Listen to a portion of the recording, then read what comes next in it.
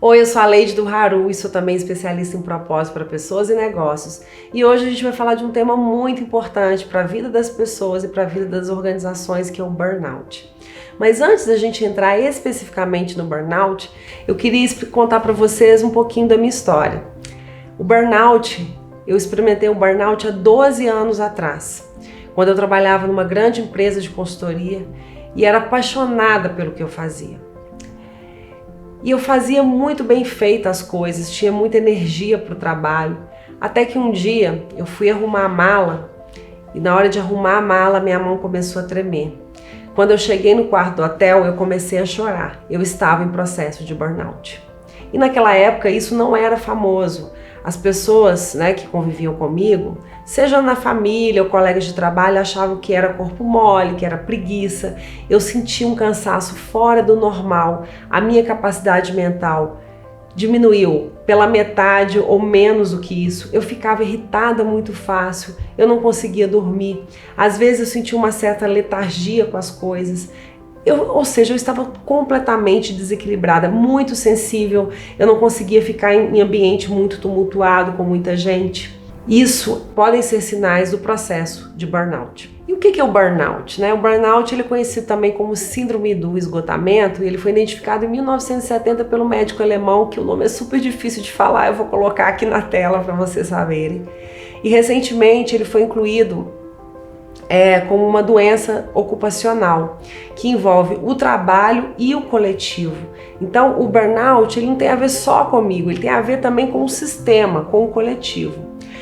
E todos esses sintomas que eu falei, de cansaço, você dorme, tira férias e continua cansado ou cansada, você sente que a sua capacidade mental está sendo diminuída, isso pode ser indício de burnout.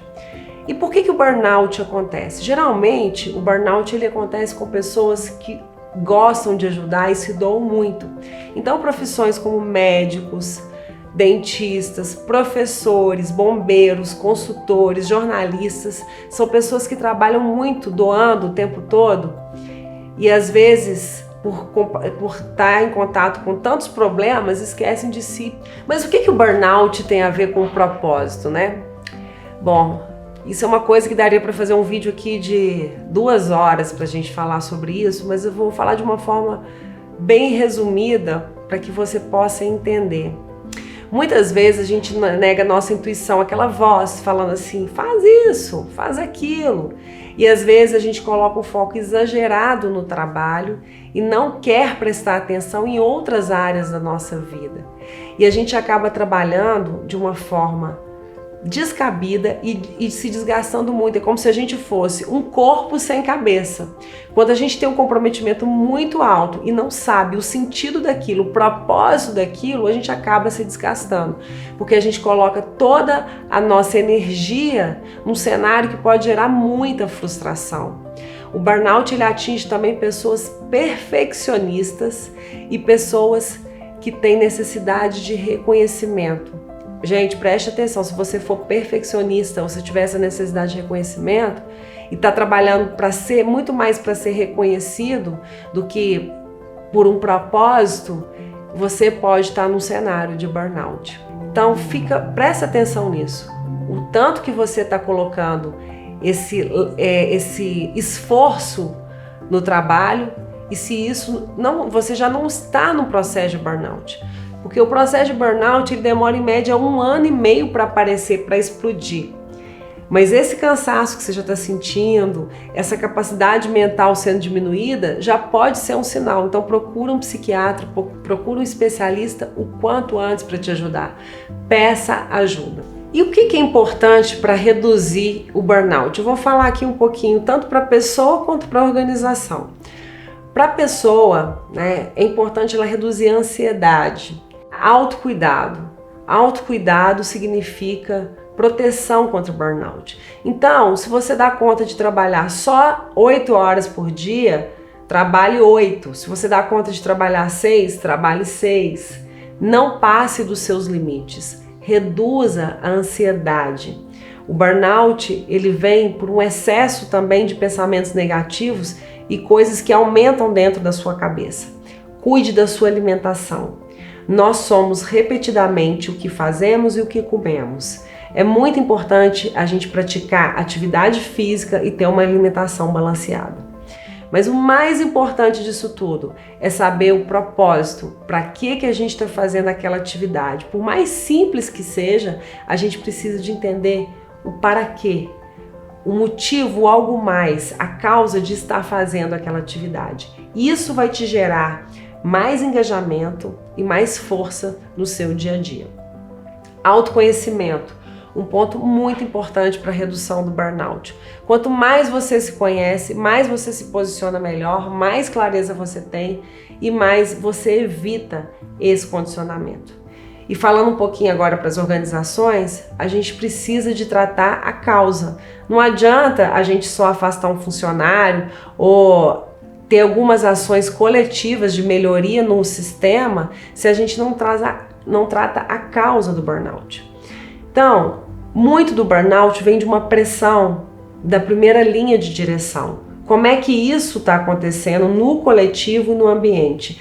Uma sugestão que eu dou para você é para você chamar a própria pessoa que vai ser responsável por atingir a meta, para ela colocar a meta e você ter uma conversa sincera dos limites que ela consegue entregar.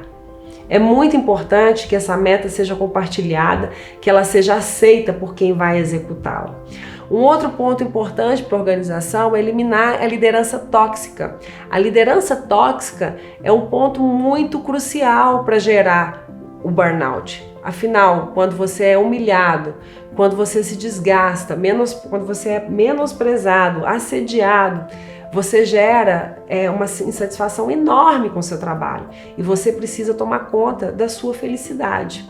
Então, seja você uma pessoa, seja você uma organização, preste atenção se esses pontos não estão acontecendo no seu sistema. O burnout é coisa séria e ele precisa de ser olhado em todos os pontos de uma organização e da vida de uma pessoa.